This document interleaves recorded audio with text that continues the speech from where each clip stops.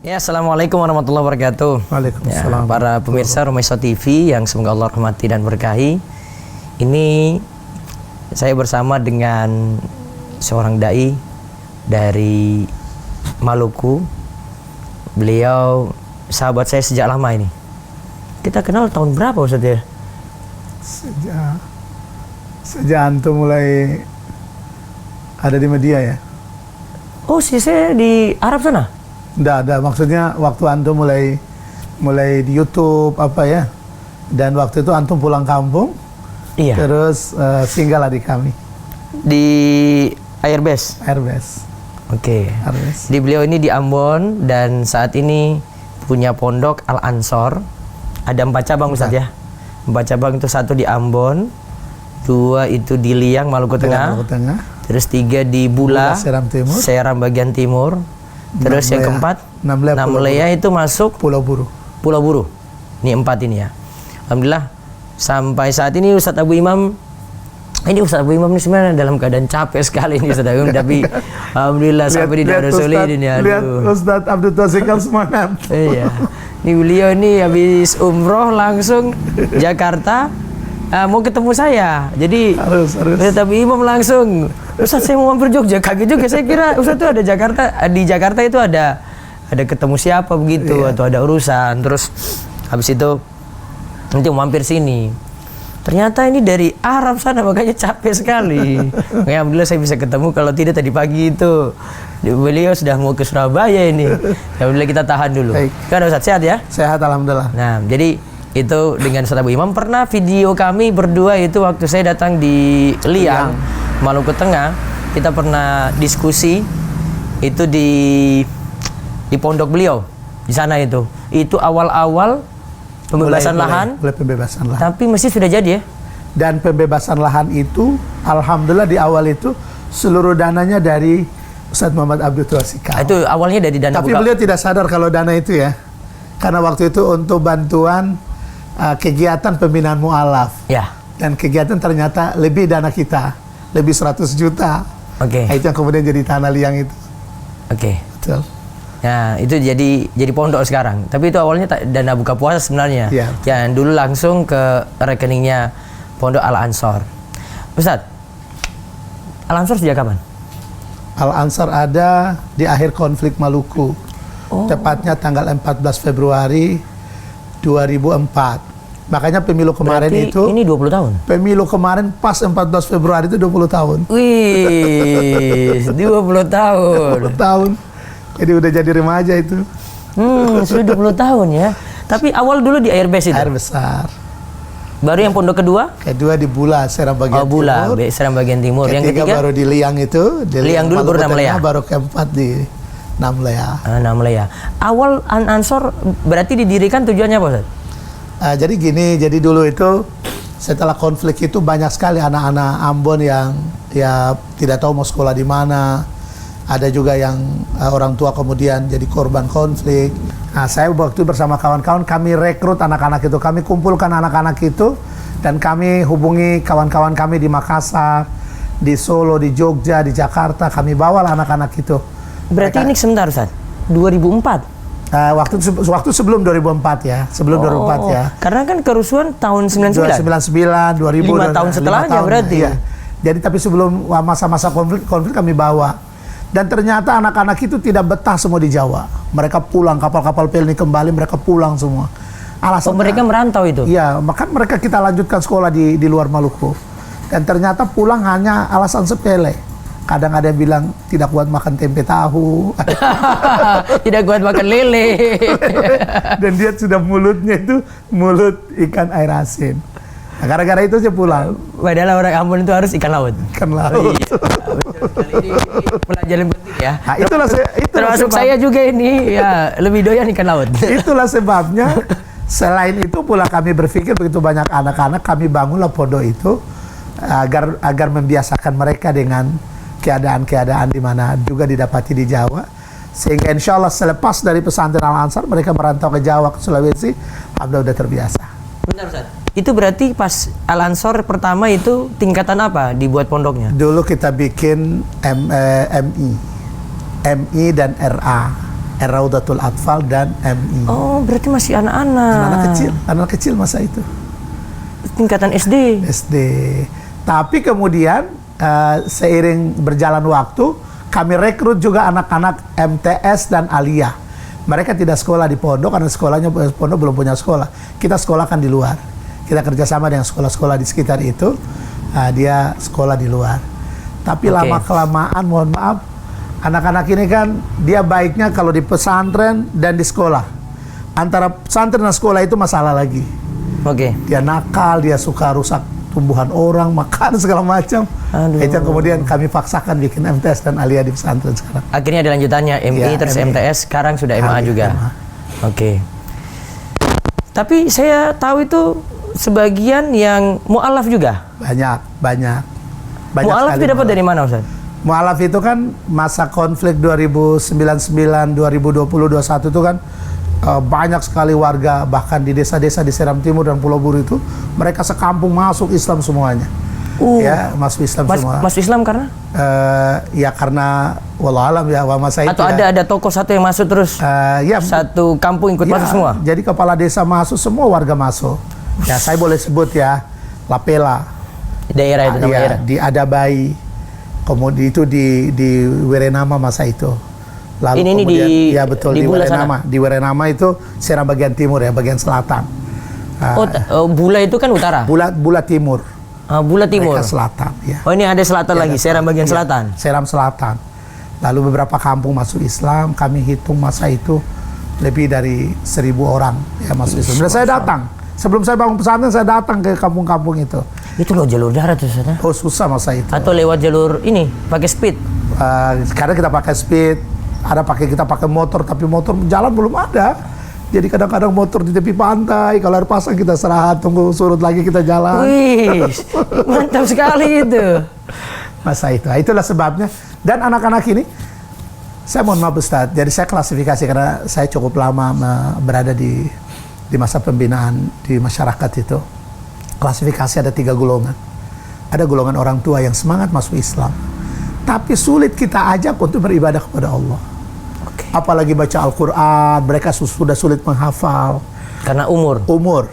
Dan ini kita tidak berharap banyak. Mohon maaf sekali, kami tidak berharap banyak. Kelompok kedua, kelompok pemuda. Pemuda ini antara dua. Satu, dia bisa ikut orang tua, termasuk pemahaman orang tua, tradisi orang tua. Lalu satu lagi, dia ikut perkembangan masa. Ini masih sedikit banyak kita berharap. Lalu yang kelompok ketiga, kelompok anak-anak. Kita berharap 100% anak-anak ini harus masuk dalam pembinaan ini. Mereka harus sekolah. Tadinya orang tua mereka tidak sekolah, mereka harus kita sekolahkan. Ya itulah kemudian menjadi alasan pesantren Al-Ansar itu ada untuk anak-anak itu. Dan mayoritas yang masuk di Al-Ansar itu dari daerah binaan Ustadz Abu Imam di situ. Betul. Iya kan? Iya, betul. Dari daerah-daerah tadi itu. Iya. Yang Ustadz sebut Werenama. Lah itu antum dapatkan si Rajab Fatul Lekal itu dari kampung Mu'alaf Lapela yang tadi saya sebut.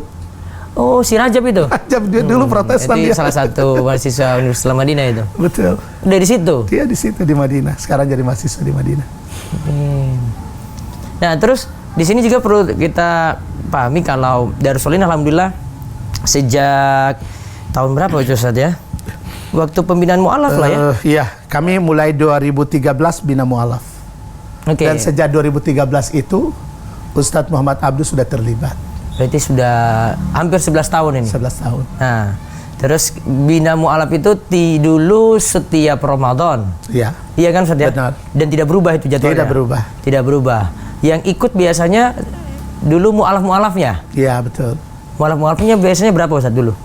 Jadi karena operasional ya kan butuh biaya dan segala macam. Mereka didatangkan ke situ. Karena kita datangkan, kita bayar ongkos dia dari kampung sampai ke Ambon. Kita juga titipkan nafkah kepada keluarga yang ditinggal. Karena hampir sebulan soalnya ya. Iya, lama. Ini bulan Ramadan itu ya. Lalu pulang itu pun dia harus nanti berbahagia di Lebaran kita bingkisan. THR. Bingkisan.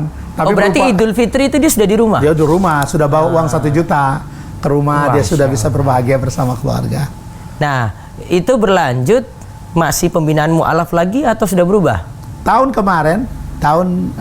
2023 kemarin Karena saya mohon maaf, ini hampir setiap saat saya datangi kampung-kampung itu, Masya Allah, kita itu kebutuhan terhadap pembinaan itu tinggi sekali.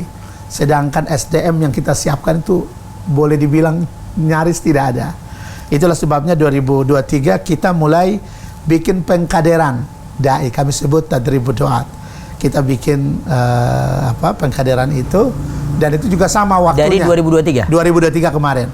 Kami berharap akan berlanjut ini dari 2024 ini juga? Untuk pembinaan itu lagi. Dai itu lagi karena mereka lah yang akan sebentar, kita lepas. Orang baru atau muka lama? Orang baru. Ganti orang. Muka lama yang kita anggap punya potensi, punya Ditarik kemampuan, kita mulai poles dia dengan metode, cara-cara agar kemudian ya kita berharap orang-orang lama yang, dan subhanallah dari sekian banyak yang kita bina itu banyak yang kami anggap sukses. Makanya kami sebut pembinaan itu benteng akidah penopang dakwah. Maksudnya sampai hari ini masih ada keluarga-keluarga datang membujuk mereka untuk kembali lagi sampai hari ini. Kembali sampai lagi keluar dari Islam lagi. Keluar dari Islam ikut lagi. yang dulu. Ya. Dan mereka yang kita bina itu yang kemudian mengawal terus keluarga saudara di kampung itu sehingga mereka agak sulit masuk. Coba kalau mereka tidak. Ya, yang terakhir tahun lalu berapa orang yang dibina? Yang terakhir tahun lalu itu 35. 35. Kalau tahun ini 2024? Tahun ini kami ingin perbanyak ini. Tahun ini kami ingin perbanyak. Tapi di Ramadan? Kami berharap. Ini makanya saya minta persetujuan Ustadz Muhammad Abdul dulu ini.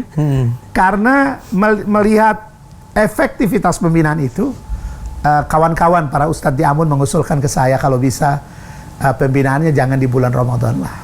Karena dalam kondisi puasa mereka suka tidur-tidur sehingga tidak efektif. Maka mereka berharap ba'da Ramadan. Setelah Ramadan kita bikin pembinaan biar mereka happy-happy ikutlah begitu dan semangat bisa sambil tidak ngantuk lagi. Kalau ngantuk kita kasih kopi gitu. Sehingga dia kalau di luar Ramadan pasti bisa kasih kopi. Betul. Sekaligus ini kan Ustadz Muhammad Abdul ini alhamdulillah tiap tahun kami mendapatkan jatah kurban dari beliau. Ya, jatah kurban dari beliau. Makanya saya bilang ke beliau tadi, kalau bisa momentum itu kawan-kawan kita bikin pelatihan untuk mengetahui tentang penyembelihan kurban secara syar'i. Ya karena mungkin selama ini kita tidak sampaikan pada mereka, ya suka-suka di situ. Iya. Kebiasaannya. Iya, dan ini memang masih kita kembangkan lagi. Ini memang pembinaan langsung ini perlu sekali, Ustadz. Betul. Karena kemarin cuma pakai kertas mereka nanti belum paham. Dan Betul. di Ambon sekitarnya itu termasuk yang kita kasih kurban kan masih kuat tradisi juga kalau kurban itu macam-macam dilakukan. Betul. Nanti pakai budaya apa gitu. Dan kadang-kadang kita tidak punya nyali untuk mengubah keadaan itu. Tapi penting kita kasih mereka mereka udah kenal kurban kita. tadi. Tapi kita ucapkan makasih sekali kepada Sohibul Kurban ya, donatur-donatur yang sudah bantu. Mudah-mudahan 2024 ini juga banyak yang bantu sekaligus untuk pembinaan ini. Jadi berarti di bulan Zulqa'dah besok. Zulqa'dah insyaallah, pertengahan bulan Zulqa'dah. Pertengahan bulan Zulqa'dah berapa hari mau rencana? Ya mudah-mudahan sekitar 10 hari saja. Oh 10 hari saja? Insyaallah. Oh tidak lama seperti Ramadan berarti? Tidak 10 hari saja. Karena saya melihat begini, setelah saya evaluasi keadaan itu, sekali besar kita lakukan di Zulqa'dah di pertengahan itu, tapi nanti kita iringi dengan kegiatan-kegiatan kecil yang kami ingin sampai di kabupaten kota yang di mana para orang-orang yang kita bina itu berada. Sebentar Ustaz, kurban tadi Ustaz Abu Imam salurkan ke daerah mana saja? Masya Allah, hampir seluruh kabupaten kota. Saya juga tahu. 4 tadi, kan 4 pondok tadi sekitar situ ada. Betul. Tapi sampai di Maluku Baradaya. Kami sampai di perbatasan. Itu lagi. Kami sampai di perbatasan Indonesia Timur.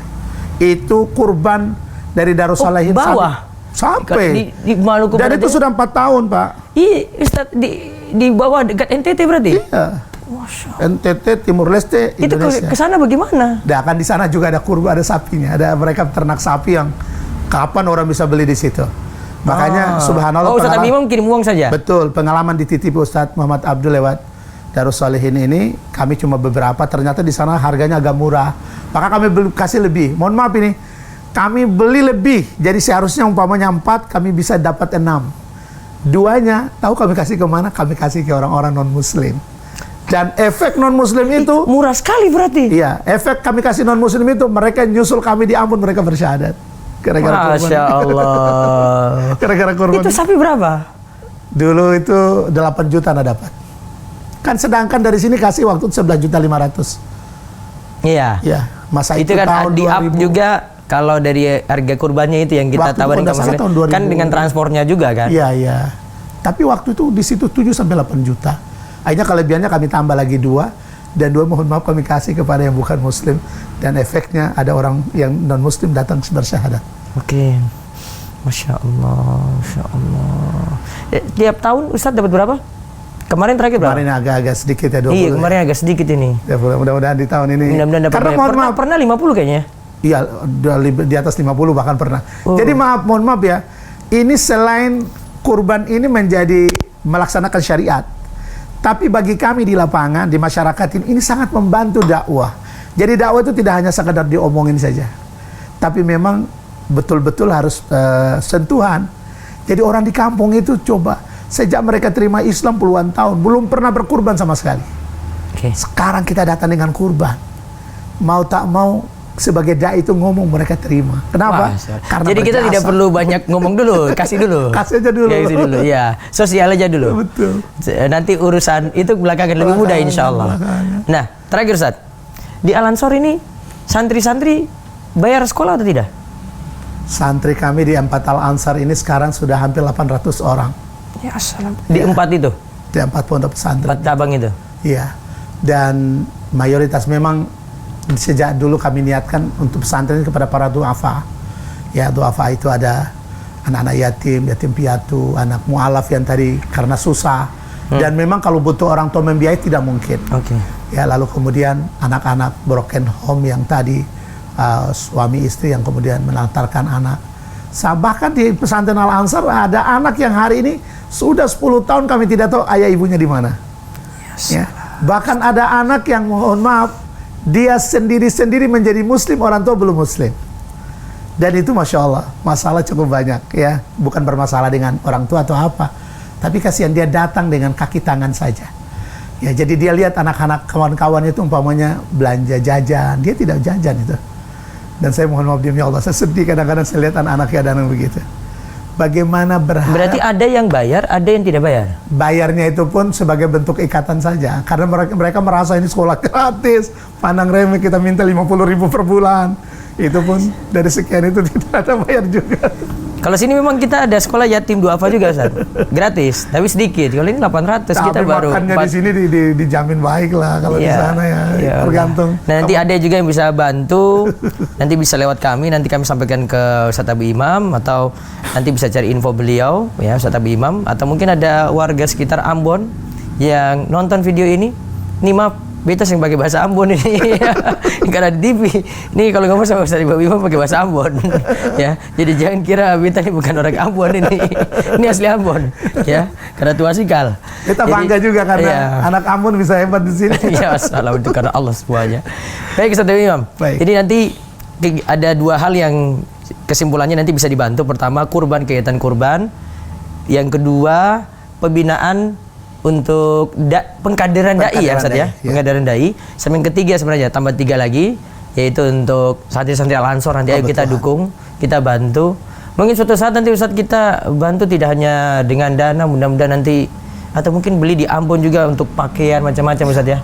Untuk santri ya. Boleh. Nanti nyusul insyaallah dan nanti mudah-mudahan kita bisa terus support Pondok Al-Ansor ini ke depannya tidak hanya untuk kegiatan-kegiatan itu saja. Satu lagi Ustaz, satu lagi Afwan.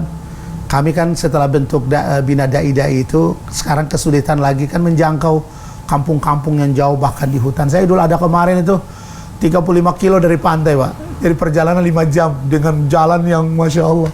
Jadi mereka butuh kendaraan motor. Jadi beliau ini keliling-keliling nih ini ke kampung-kampung pakai motor. Mobil tidak bisa. Nggak bisa tidak masuk. Bisa. Kadang lewat speedboat tadi Ustaz ya.